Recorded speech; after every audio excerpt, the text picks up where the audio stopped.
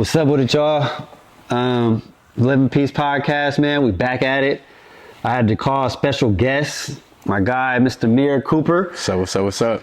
Man, it's one of the dudes that I look up to, and I feel like everything that he's been going through and fighting through, and still keeping a positive attitude, and not having like quitter behavior is like crucial. I've been wanting to have him come on here for a minute. So super grateful to have you.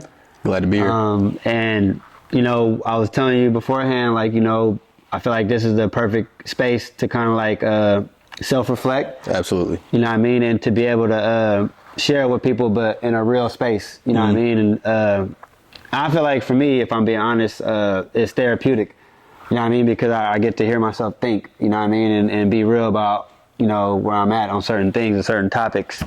Today, y'all, I was asking brother to come over here and tell us a little bit about the Living Peace journey, and, you know, just going up and down. For myself, it was like when I was younger, I wasn't really super into it. So now that I'm here and trying to be like a mentor, I'm like, okay, where was I lacking at? You know what I mean? And I feel like having somebody there with us to push us is crucial. So I'm trying to get Mir over here to be one of the young leaders and more closer to them guys, because I feel like I'm so old. But we're going to get it right though, man. So tell us how you first got introduced to Living Peace. My first introduction to Living Peace was the spring of 2020. So it was about 5 years ago. I was in 7th grade. Living Peace was a high school program. But I was always hanging out with the older cats, running around with the twins, Justin and Jaden. Yeah. They were always coming over here. And I kind of was just the younger brother of the program. At the time, I was struggling in school and whatnot. And at the time, Ale had just begun. And within her first month of being here, I had came. And she kind of took me under her wing. I had knew Casey and Eugene since I was like 5 years old. So they kind of took me up under their wing, and I've been in the program ever since, 5 years later. Man, I just kind of want to say something. Can you make me think about it? Like, just that little part right there, just why I love Living Peace, because it's like we know everybody. We so small, but it's like it's more of a family feeling. For me, you walk in, somebody know your auntie, your grandpa, or somebody, you know what I mean? So that's Absolutely. Definitely one of the things. What would you say has been like one thing that you've actually taken from this place? Like something that you learned, like whatever. Like what's something that you feel like you got out of here? I feel like when people listen to this, they're gonna feel like it's crazy, especially when the staff listen to this. But honesty and openness were the things that I struggled with. Being vulnerable with not being okay. When I came here, it was always like, did you do your homework? How are you doing in school? And we have a habit of saying, I'm okay. Like, you feel me? Like, oh yeah, my grades are good. Bro, my grades were, we had Zoom class. We had 5 Zoom classes a day. I probably logged into 30 minutes of one every day for a whole entire year. And that's not something I'm proud of, but that's the reality of what I was going through. And I brought that upon myself. So not even say like going through, but that was what it was at the time. But over time, being open and honest, and like now everybody knows my situation. They know what I've gone through, and we'll get into that later. But it's like being open, vulnerable, honest, and allowing people into your circle. Like not being closed off, because when you try to build a relationship but you're closed off, how authentic is the relationship? For sure. So building that authentic relationship and allowing people into your circle. Like when I met you, it was like we clicked, because I was like, if I know that Heather and Gene and everybody else trusts you, it's like, why not? Yeah. Like, sure. I know you're here with the best interest, and you feel me? For sure. Yeah. And I feel like that's something I don't want to let you brush off, the getting to the point of being able to be open. I do feel like maybe a few staff, Ale, Heather and them, need some credit for allowing you to feel safe. But I still feel like even when we do have a safe space, it takes courage for us to still feel like, you know what I mean, we can let somebody in on that. You know what I mean? So I definitely want to salute you for that, and tell you that I feel like we all see that in you now. You know what I mean? It's like, we know if we call Jameer, he gonna tell us what it is. It ain't gonna be sugar coated compared to like maybe when you first came, you were like, how are they going to view me? You know what I mean? Since you're like barely finna graduate, right? I feel like you're still close to it. What do you think, like not for yourself, but for anybody, like what do you think the feeling is when you know you haven't done your homework and a guy like me is asking you like, what did you do your homework or how you doing? You know what I mean? Like what's going on? What do you think they're thinking? Or what are you thinking when I'm asking you that and you know you only put in 30 minutes on one of the logs? Oh, personally, okay, so the rundown is, and there's this theory at Live in Peace, which is like, typically we sugarcoat with the women, but the men see through us. Yeah. So it's like, but I feel like the feeling more so is like the fear of like disappointment. Yeah. Like it's like, if I know, like if we both know that I'm supposed to do an hour of homework, but realistically I only did 10 minutes, got on my phone for the last 50, it's like, I'm probably going to tell you that I did the whole entire hour. Yeah. You feel me? But like, probably the fear of, you know, like feeling like I let you down by catting off or like by wasting time, and not just my time, but also your time, because you're here to see me win, you know? And I feel like I totally disagree with that. I do not want you guys to feel like you are wasting our time. Mm-hmm. You know what I mean? Like, I feel like I be trying to explain to the young dudes or even some of the females, like, you know, you got to run the program that works for you, not the one that works for DJ or, you know, your mom, your dad. Like, you got to do, you know what time you like to wake up, you know what time you got the energy to do homework, you know what I mean? So I try to communicate that with them to where it's like, don't feel like you heard of me, you know what I mean? I already got my diploma, you know what I mean? But at the same time, don't say that you want help, and then when I'm trying to give it to you, it's like you're fighting it, you know what I mean? Mm-hmm. So it's like you got to pick one, and that, what I thought you were going to say earlier was like our saying, you know what I mean? Some get it now, some get it later, and some never do, you know what I mean? Yeah. But it's just always trying to make sure that it's available. Yeah, but I feel like, you know, that's one thing that's I have I ain't gonna say I struggle with, but I'm working on getting better at, is like when we get new kids, if they're struggling with school, I try not to come down on them, because it's like, you're already struggling. Like, really, me coming down on you ain't gonna do nothing. Like, now I need to try to figure out where's the motivation to get you to want to do something, feel me? And since, like I said, you're still close to graduation and still close to that age, what would be your advice to me if I was talking to a young dude and it was like, my advice as far as like to get him motivated to do the work? Because sometimes I know I'll be talking to y'all and they'd be like, bro, I'm too far behind. I might as well just ingenuity or summer school, you know what I mean? So it's like, how do I get a dude to get motivated? What do you think I should say? I would say, so there's two different approaches to this, which is knowing how to communicate with people. So it's like, if I know that this person is a little sensitive, you know, like I can't, like you can't talk to Bill the same way that you're gonna talk to Jeff. Yeah. You know, like with Bill, you have to be on Bill. You have to be like more serious, aggressive, hands-on. You feel me? Stick by his side. Yeah. But with Jeff, it's like, look, like this is the reality of it. This is what's going on. How are we gonna fix this? Like you can be more, you know, like you could game plan with him, leave him by himself, leave him by himself, and trust that he's going to somewhat do, you know, what he has to do. For sure. I like how you described that, because I feel like the student has to show that. You know what I mean? And what I mean is, like, after them first couple of encounters, like, I'm gonna see what kind of dude you is, or what kind of girl you is. Like, okay, I could tell her one time or tell him one time, and he's on his, you know what I mean? But then I got the one where it's like, bro, is you texting your girl again, bro? Like, tell her just give me 20 minutes of work and you can hit her after, you know what I mean? Like, I be teasing the dudes all the time like that. I be seeing them super cheesing sometimes. I be like, bro, what you smiling at that damn hard?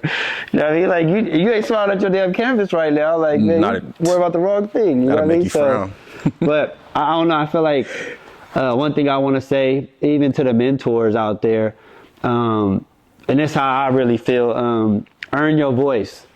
I don't like I try my best to like not be on kids or on certain individuals that I ain't invested in, that I ain't put no time into, that I ain't like loved on. You know what I mean? Because it's so easy for us to be critical of people.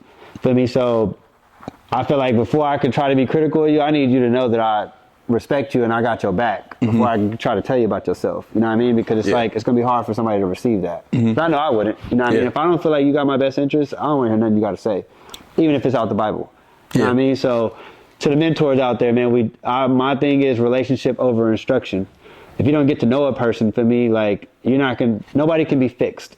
Facts. You know what I mean? Nobody can be fixed. You got to just kind of like I say, I'm asking you, man, how do I get somebody motivated? You know what I mean? And you saying like, it depends on the approach. But I feel like the heart of it is having earned your voice. You know what I mean? If you ain't been in somebody's life for the good, for the better, to help them and push them through, it's like, I don't know. I feel like you don't have the space. Be real. What do you say is one of the hardest things about living peace? Ooh, the hardest? If there is a hard thing, or what's something that's difficult, you know what I mean, or something that you struggle with in your time in here? Personally is the focusing part. Being in a space with so many people that I've been around for so long, you know, like no longer like friends, more like family at this point.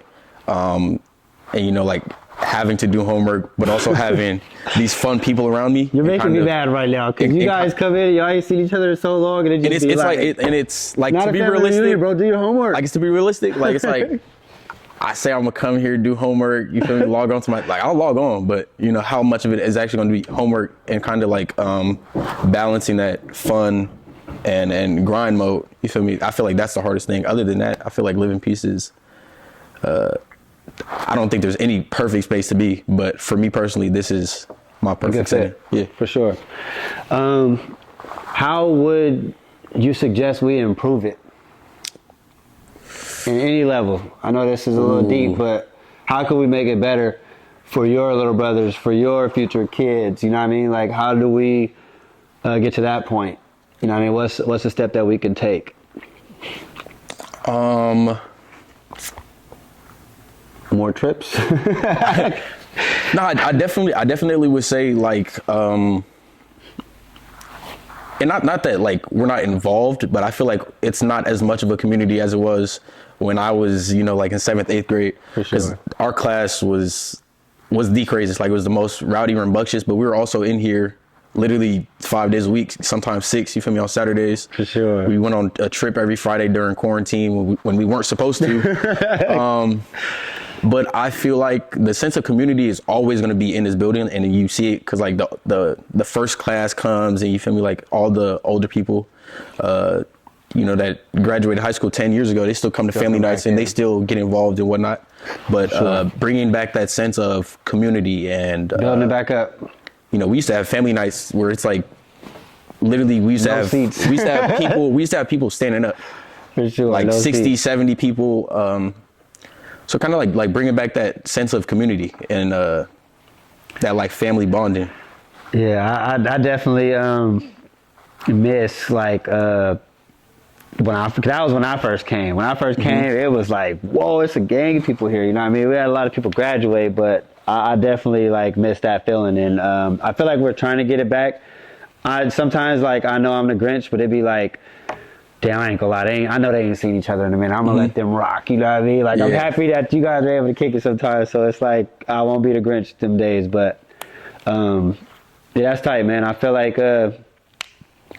having, like you said, people to come back and visit, you know, and ask us what we're doing, and, you know, tell us about how it was when they was here. Yeah. It kind of, for the new guys and for the guys that are, you know, coming to the end, it lets them know, like, this is the same formula with all you guys, you know what I mean? Trying to be consistent and keep it pushing. What else?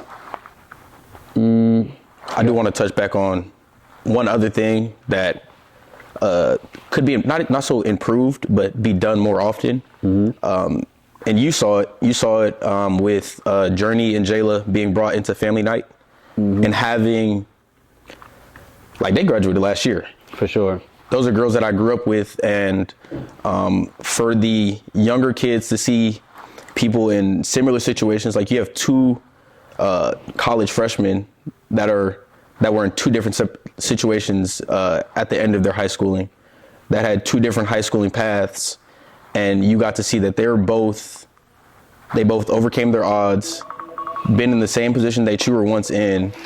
For sure. And they did it. So kind of like bringing back those alum and letting the kids know that like it's possible. Because I remember the guy that I looked up to the most when I first came, I think he was like 40 credits behind graduating as a junior. Damn. 40 credits behind, not like he needed 40 credits, like he was 40 credits behind. His junior, yeah. And he came back, he's now a sophomore at Sac State. We're not gonna talk about that, but like people like that, bringing them into the family, not sharing their stories, so you have motivation. For sure.